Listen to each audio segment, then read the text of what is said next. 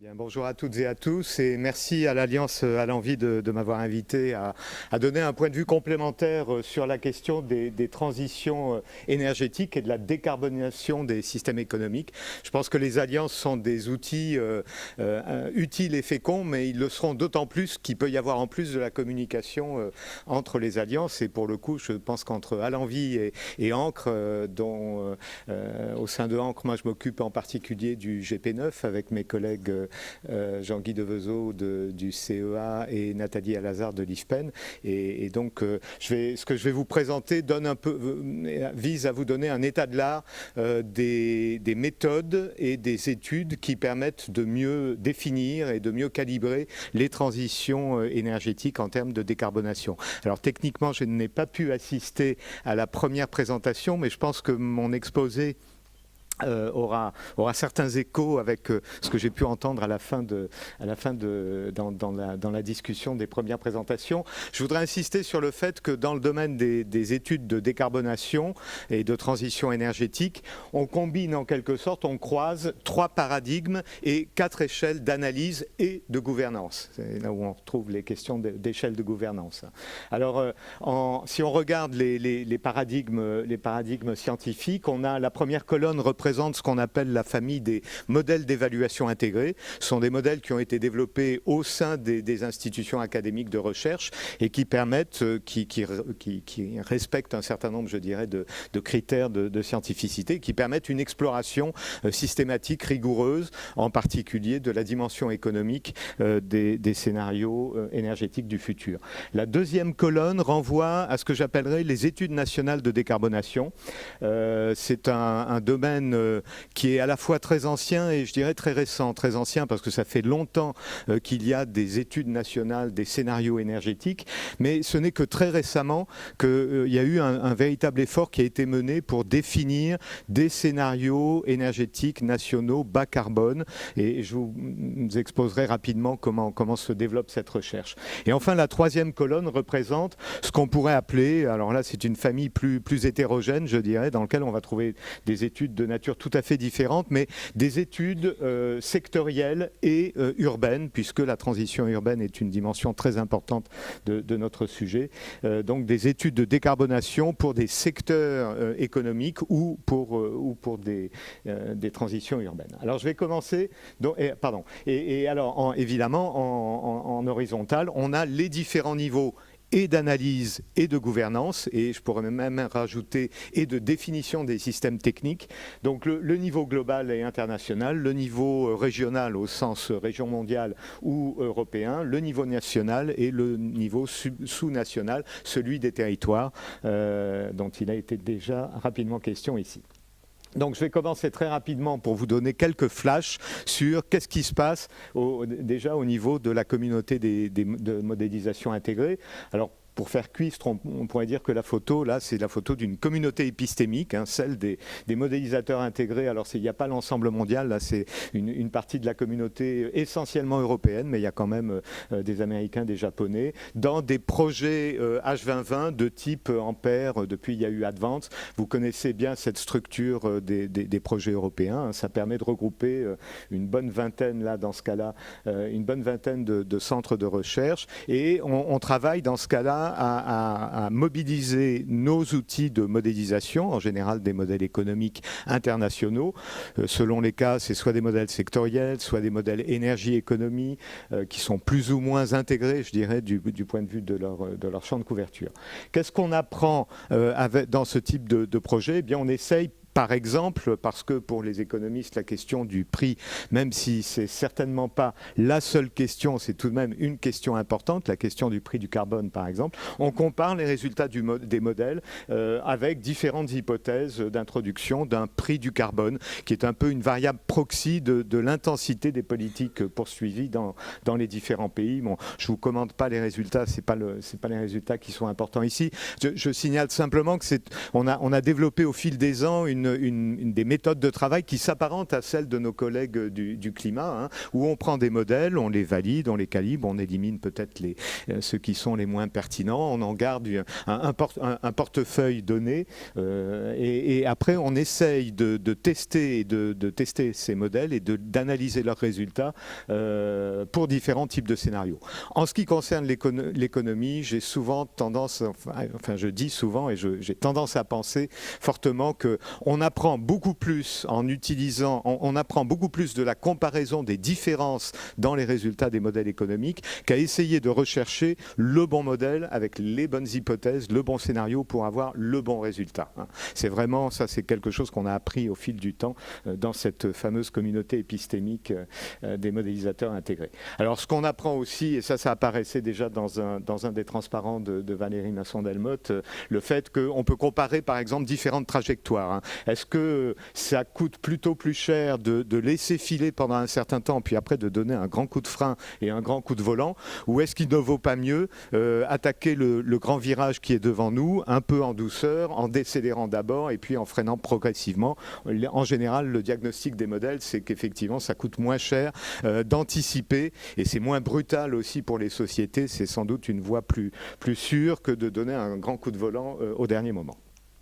Ce qu'on apprend également, par exemple, ça c'était dans le projet Ampère, les travaux de Pantelis Kapros, qui est un peu le modélisateur, enfin un des modélisateurs phares pour la Commission européenne. On fait apparaître aussi des éléments de stratégie très intéressants, en particulier celui-là que l'on va retrouver sur une autre étude. La transition énergétique, pour une bonne part, c'est premièrement, alors ici c'est pas dans le bon ordre, mais c'est pas grave, je vous le redonnerai dans le bon ordre après. Premièrement, l'efficacité énergétique. Deuxièmement, la décarbonation des vecteurs énergétiques.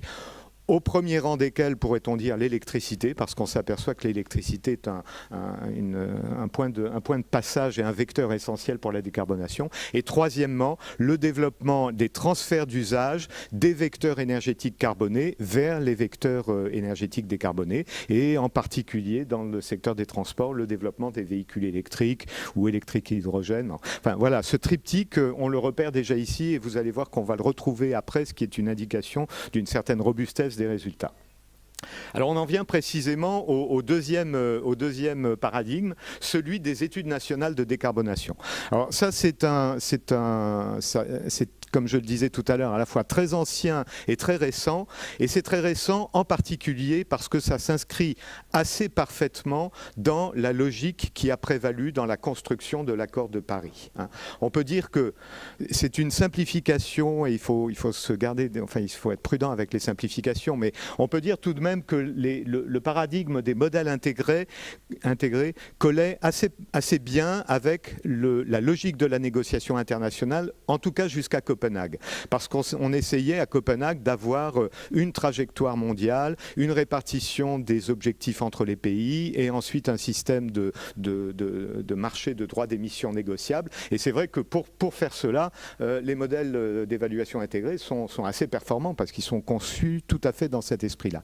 Depuis Copenhague, qui était un demi-succès et un demi-échec, ou un demi-échec et un demi-succès, on a bien vu, on a bien noté que la logique de la négociation avait changé. De même, la logique de l'élaboration des politiques nationales avait changé avec le concept émergent de INDC, Intended Nationally Determined Contributions, les contributions nationales, qui deviennent véritablement la pierre angulaire à la fois de la définition des politiques nationales et de la négociation. Donc il y a une certaine adéquation entre les termes de la négociation et les outils qui sont mobilisés.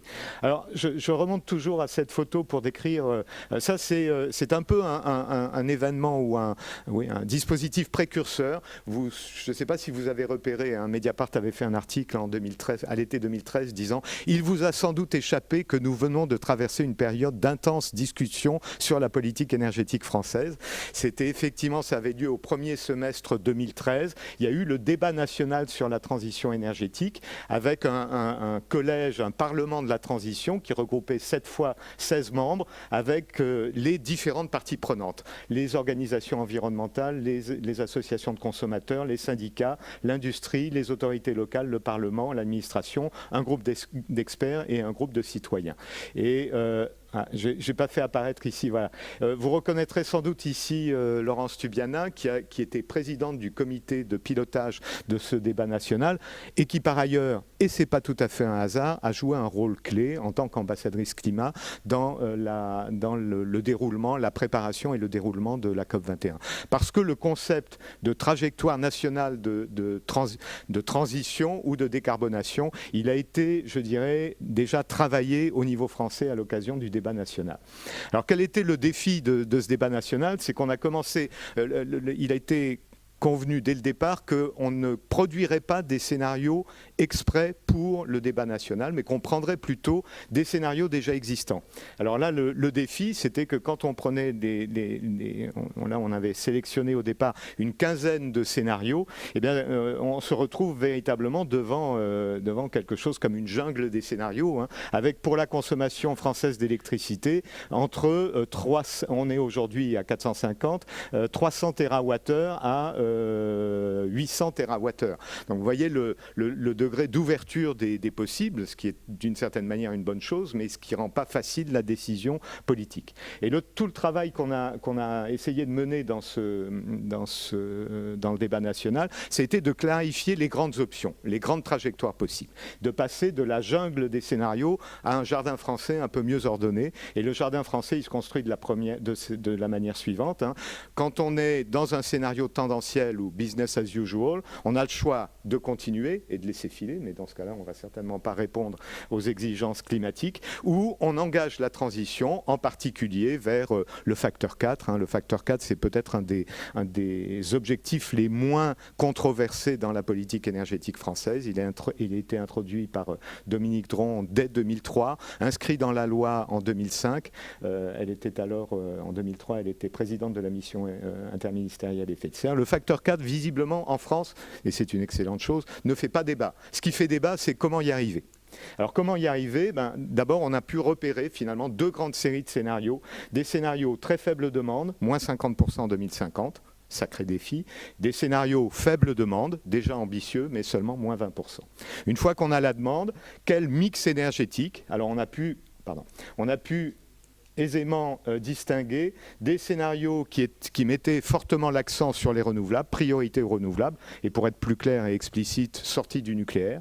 Donc des scénarios faible demande, sortie du nucléaire. À l'autre extrême ici, des scénarios de réduction modérée de demande, et on conserve le modèle français actuel avec 75% de nucléaire. Et puis entre les deux scénarios intermédiaires, un scénario avec une plus grande diversification du mix énergétique où on conserve des quantités plus modérées qu'aujourd'hui, mais on conserve néanmoins du nucléaire. Et ici, un scénario basse demande et nucléaire également. Et ça nous a permis d'identifier 4 familles qui, me semble-t-il, décrivent bien les possibles du futur énergétique français. Des scénarios de sobriété et de sortie du nucléaire, des scénarios d'efficacité, très forte efficacité énergétique, forte proportion de renouvelables, des scénarios diversité, et ici un scénario plutôt décarbonisation qui n'est jamais que, en quelque sorte, la poursuite du modèle actuel, mais avec plus d'efforts du côté de la demande. Et ça nous a permis effectivement de bien regrouper les différentes familles. On a ici le scénario négawatt comme représentatif, un scénario ADEME qui colle assez bien avec ce scénario-là. Dans le cadre de l'encre, on avait parallèlement développé un certain nombre de scénarios, dont un scénario équilibré, réduction modérée de la demande et diversité des sources non carbonées. Et ici, le scénario Négatep, qui est en quelque sorte le négatif du scénario négawatt. Aujourd'hui, et là, on est actuellement dans la phase de publication. Je dois dire que j'ai reçu les documents de la programmation pluriannuelle de l'énergie vendredi soir. Je ne sais pas s'ils sont encore publics. Ça a été présenté, je pense, au Conseil national de la transition énergétique le 1er juillet, mais je n'ai pas eu le temps de vérifier ce qui était public et ce qui n'était pas public. On est clairement entre ces deux scénarios. C'est-à-dire que le scénario privilégié est un scénario plutôt très faible demande ou très faible demande demande d'énergie, mais avec tout de même de façon à pouvoir effectuer une gestion flexible de la transition, la possibilité du scénario diversité. Donc on est en quelque sorte engagé dans un processus qui vise ce scénario-là, mais qui s'apprête éventuellement, si par exemple il était plus difficile que prévu de réduire la demande d'énergie, ce qui ne peut pas être exclu, ou si la progression des renouvelables n'était pas aussi rapide qu'on ne l'attend dans ce scénario, et éventuellement d'avoir des solutions de repli. Voilà un peu l'esprit dans lequel on est actuellement. Alors, pour conclure sur ce processus du débat national, ce tableau que j'ai laissé volontiers blanc parce que de fait on n'a pas pu le remplir. Lorsqu'on a identifié les différentes trajectoires, les représentants du groupe de travail du débat national nous ont dit « Ah ben c'est très bien, parfait, maintenant on va vous donner 12 critères, voilà les 12 critères, puis vous allez nous faire une notation des différents scénarios dans les 12 critères. » Alors là on a blémi et on s'est aperçu de la difficulté. Et là c'est un message, je pense, important à passer aux communautés de recherche, c'est qu'il y a vraiment beaucoup à faire du côté de l'évaluation des scénarios. On peut les regrouper en un ensemble de critères qui renvoient plutôt à la dimension économique des scénarios, les prix, les coûts de l'énergie, les impacts, l'emploi, etc. Des critères qui renvoient plutôt précisément aux impacts environnementaux, ressources, environnement, santé, accidents, changement climatique, etc. Et enfin, des critères qui renvoient plutôt à la sécurité des systèmes énergétiques, résilience, flexibilité, les questions de cohésion et de justice sociale également, d'autonomie territoriale. Il y a là, c'est des champs considérables à explorer et je pense que c'est vraiment un message à faire passer aux communautés de recherche. Alors, dans le processus actuel de la programmation pluriannuelle de l'énergie, de la stratégie nationale bas carbone, il y a une évaluation environnementale stratégique qui est entamée, qui commence, et avec déjà pas mal de critères, le terrain est pas mal déblayé. Je pense que c'est vraiment, dans le futur, ça va être très important, ne serait-ce que pour analyser plus précisément ce que disait tout à l'heure Valérie Masson sur les co-bénéfices. Hein. Alors, ou bien les coûts associés, ou bien les co-bénéfices des stratégies de décarbonation. Je vais passer très rapidement sur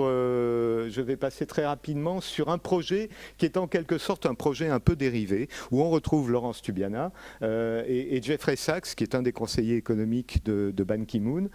En fin 2013, Laurence Tubiana, je pense en partie forte de son expérience du débat national, a proposé avec Jeffrey Sachs de lancer une série d'études nationales dans le même esprit finalement que le débat national, dans l'idée le fait que la négociation internationale sur le climat ne pourrait pas avancer si les gouvernements n'ont même pas une image de ce que pourrait être leur pays et leur économie et leur système social dans un monde en voie de décarbonation. C'était ça l'idée clé. Et donc l'idée a été de mobiliser des équipes de recherche nationales, souvent qui avaient en quelque sorte l'oreille de leur gouvernement ou de leur administration, de façon à leur faire produire des scénarios de décarbonation. Alors les 16 pays sont identifiés ici. Vous voyez qu'il y a à la fois à gauche de l'axe vertical, il y a des pays émergents, à droite des pays industrialisés, et puis on voit qu'il y a dans les deux catégories, du côté des émergents, il y a la Russie, l'Afrique du Sud, la Chine qui sont assez carbone intensifs, ces trois pays charbonniers, c'est pas un hasard, avec des émissions par tête entre 6 tonnes pour la Chine, 12 pour la Russie, et puis en dessous, les pays émergents à faible profil carbone, l'Inde, 2 tonnes de CO2 par habitant. Et comme sur l'axe des abscisses, vous avez le PIB par habitant. Un peu la même structure, du côté des industrialisés, ceux qui sont intensifs en carbone, États-Unis, Australie, Canada, 3 grands pays charbonniers. Et puis vous voyez tout de suite l'énorme différence entre l'Inde et les États-Unis, 2 tonnes de CO2 par habitant et par an pour l'énergie, et les États-Unis, 18. Et vous comprenez la complexité de la négociation internationale dans ces conditions-là. Alors en fait, si on développe ce que devrait être le monde en 2050, en 2050, là, ça c'est quand même très, très étendu comme nuage, il faudrait que tout le monde se retrouve dans cette toute petite fenêtre-là. C'est ça le défi de la décarbonation. Il faudrait qu'on se retrouve tous entre 1,5 et 2,5 tonnes de CO2 par habitant et par an. Alors, il va y avoir aussi une convergence économique parce que les pays émergents vont croître plus rapidement que les pays industrialisés, mais voilà, on a 35 ans pour essayer de réaliser cette convergence. Vous voyez l'ampleur du défi. On retrouve dans ce projet des DPP, je vais accélérer, on retrouve dans ce projet des DPP la trilogie efficacité énergétique, décarbonisation de l'électricité et électrification. Dans le cadre de l'encre, on a analysé les travaux des DPP pour essayer de comprendre quels étaient, ça c'est les profils d'émissions des pays, des DPP, et on a essayé d'identifier quels étaient les grands leviers, ou en anglais decarbonization wedges, les leviers de décarbonisation. Du côté de la demande ici, on a regardé efficacité énergétique, bâtiment, transport, industrie, décarbonation des vecteurs, bâtiment, transport, industrie, et puis ici un portefeuille d'une dizaine, une douzaine de technologies de production d'électricité décarbonée. Et on a donc utilisé les résultats des DPP pour essayer d'identifier les technologies clés. Ça fait partie. Le rapport est disponible sur le site de l'encre. Je vais faire ma conclusion sur le dernier volet. Les autres études, alors, je vous signale tout de même, je signale à votre attention les rapports de Nicolas Stern en particulier, qui a été qui est un des économistes en pointe sur ces questions. New Climate Economy Report. La nouveauté un peu apportée par Nicolas Stern, c'est de dire, bon, d'abord, ça va nous coûter moins cher de lutter contre le changement climatique que de subir le changement climatique, et en plus, ce peut être l'occasion d'une nouvelle croissance. Et je crois que ça, c'est un des messages forts. Au-delà, je dirais, des modèles macroéconomiques standards, il faut se poser la question de savoir comment l'effort de décarbonation peut impulser une nouvelle croissance.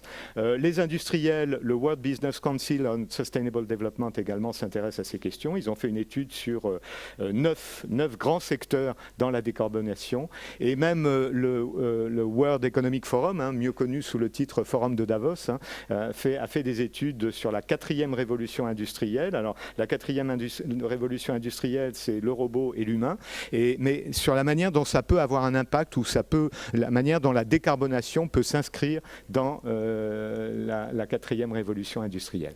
Et je vais, avant-dernier promis, la question de la ville. La question de la ville, ça c'est une image tirée d'un think tank américain qui est plutôt hostile à l'administration Obama et qui veut montrer combien la ville dense, c'est pas bien, c'est des canyons, etc. Donc c'est le Cato Institute. Ça c'est une photographie prise tout à côté de chez moi, la caserne de Bonn, premier prix des écoquartiers en France en 2009. C'est plutôt très agréable comme écoquartier. C'est à partir de ce quartier-là qu'a été banalisée la norme 50 kWh par mètre carré. Nos voisins lyonnais se sont aussi lancés dans des bâtiments et îlots à énergie positive, avec des expériences de mobilité électrique. Et enfin, le futur, probablement, ce sera aussi des smart grids. Alors, toute la question, c'est quel smart grid, comment, quel rôle des consommateurs. Il y a beaucoup de questions autour des smart grids, mais en tout cas, c'est un thème tout à fait porteur. Bon, alors ça, je passe, c'est différentes visions. Et je termine sur ce transparent où on va retrouver la question de la gouvernance. Je crois que la réussite de la transition, c'est un défi tellement majeur et tellement énorme à relever qu'il faut agir à tous les niveaux. Et là, je défendrai l'idée selon laquelle la gouvernance, c'est pas un jeu à somme nulle. C'est-à-dire ce que les collectivités locales, par exemple, dans les territoires, peuvent prendre comme initiative, c'est pas à déduire de l'initiative des États. Il faut que tout le monde, en quelque sorte, rame dans le même sens, avec des effets de synergie, et il faut être capable à la fois d'articuler le global et l'international, avec en particulier les accords de Paris, le niveau européen, avec toutes les incertitudes aujourd'hui sur la régulation européenne, mais on ne va pas rentrer dans ce sujet-là. Et en France, les efforts de mise en œuvre de la transition énergétique dans la stratégie nationale bas carbone et le relais par les territoires. Je pense que c'est important d'insister sur la complémentarité des efforts et non pas sur le fait que la gouvernance que quelqu'un va effectuer ne sera pas la gouvernance d'un autre. On risque de perdre beaucoup de leviers dans ce domaine-là. Sinon. Merci de votre attention. Merci. Dans les modèles que tu as, je me dis, bon, alors c'est un sujet qui me semble un peu plus important encore que... Tu parles de gouvernance. La gouvernance, elle est quand même pilotée par des électeurs, normalement, dans beaucoup de pays. Et si on commence à parler de décarbonation, mais si on pense aussi à dire qu'on peut avoir des émissions négatives, est-ce qu'il n'y a pas un risque que les populations, que nous sommes, se disent que finalement, si on est capable d'avoir des émissions négatives, on n'est pas obligé de faire beaucoup d'efforts finalement. Et est-ce que ça, comment on le prend en compte dans nos schémas, quoi? Oui. Encore faudrait-il montrer que les émissions négatives massives sont possibles, Oui, ce qui n'est pas tout à fait évident. Parce qu'on montre bien, Valérie le montrait, on montre bien la nécessité d'avoir des émissions négatives. Si on n'arrive pas rapidement à engager la grande descente, ce que j'appellerais la grande descente, le grand toboggan vers la décarbonation, donc c'est une nécessité, mais le fait que ce soit une nécessité ne signifie pas que ce soit possible. Encore faut-il en trouver les voies. Alors, cela dit, c'est un champ de réflexion très intéressant. Ça peut renvoyer aussi à des initiatives style initiative 4 pour 1000, etc., où il y a ces préoccupations. C'est des vrais champs de recherche. Mais sur la question de la gouvernance, en effet, la gouvernance, c'est plus que le gouvernement. Le gouvernement, c'est dans le cadre des institutions conventionnelles, je dirais. La gouvernance, c'est la capacité à prendre des décisions et à agir quand les acteurs ne sont pas que des acteurs gouvernementaux. Et en effet, ça va remonter en amont vers l'international et en aval vers la gouvernance territoriale, la participation des citoyens à la transition. Et encore une fois, il faut qu'on soit capable de monter et descendre les échelles en permanence, si je puis dire, sur ce plan. Oui.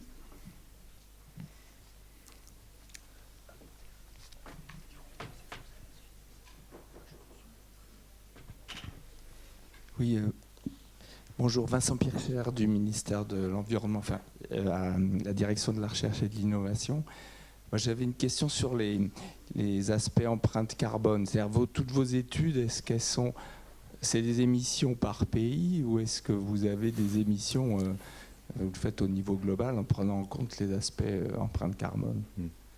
Non, là, dans la plupart des études, il y a un certain nombre d'études sectorielles, je dirais, qui prennent en compte, enfin sectorielles ou nationales d'ailleurs, qui prennent en compte ce qu'on pourrait appeler les émissions indirectes, qui sont comprises dans le commerce extérieur de chaque pays.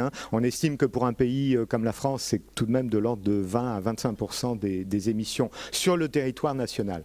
Mais en effet, les systèmes de modèles, en particulier les modèles d'évaluation intégrée, la maille de définition géographique des émissions, c'est plutôt les émissions nationales. Après, tout dépend aussi des hypothèses que l'on fait sur d'éventuels mécanismes d'ajustement aux frontières qui permettraient de limiter les échanges de produits intensifs en carbone. Mais dans la mesure où la négociation internationale est tout de même une négociation dans laquelle les acteurs principaux, pas exclusifs, mais les acteurs principaux sont les États. C'est vrai que c'est la maille qui est souvent privilégiée, mais ça n'enlève en rien à la pertinence d'une réflexion sur les styles de vie, les styles de consommation et la manière dont ces styles de consommation ont des impacts au-delà du territoire national.